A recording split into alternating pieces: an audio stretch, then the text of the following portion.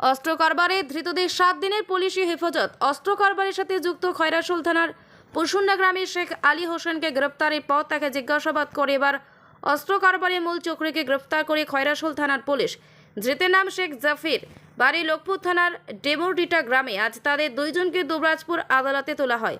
তদন্তের স্বার্থে খয়রাশোল থানার পুলিশের পক্ষ থেকে 12 দিনের পুলিশি হেফাজত চাওয়া হয়েছিল, কিন্তু দুবরাজপুর আদালতের বিচারক ধৃতদের জামিন খারিজ করে দুজনকেই 7 দিনের পুলিশি হেফাজতের নির্দেশ দেন বলে জানান দুবরাজপুর আদালতের এপিপি রাজেন্দ্র প্রসাদ দে। পুলিশ সূত্রে জানা যায়, গতকাল রবিবার খয়রাশোল থানার পুলিশ পাঁচটা থেকে শাড়িবাগান যাওয়ার রাস্তায় জোড়া বটতলার কাছে ক্রেতা সেজে আগ্নেয়াস্ত্র কিনতে গিয়ে কার্বাইন 10 রাউন্ড গুলি ও 2টি ম্যাগাজিন সহ গ্রেপ্তার করে একজনকে। ধৃতের নাম শেখ আলী হোসেন, বাড়ি খয়রাশোল থানার পুরসুন্ডা গ্রামে। পুলিশ সূত্রে আরও জানা গেছে, খয়রাশোল থানার ওসি কাবুল আলী নেতৃত্বে ক্রেতা সেজে আগ্নেয়াস্ত্র কিনতে যায় পুলিশ। এরপরই চারিদিক থেকে ঘিরে ফেলে অভিযুক্ত অস্ত্র ব্যবসায়ীকে। তাকে গ্রেপ্তারের জিজ্ঞাসাবাদ করে লোকপুর থানার ডেমোরডিটা গ্রামের শেখ জাফিরকে গ্রেপ্তার করে পুলিশ।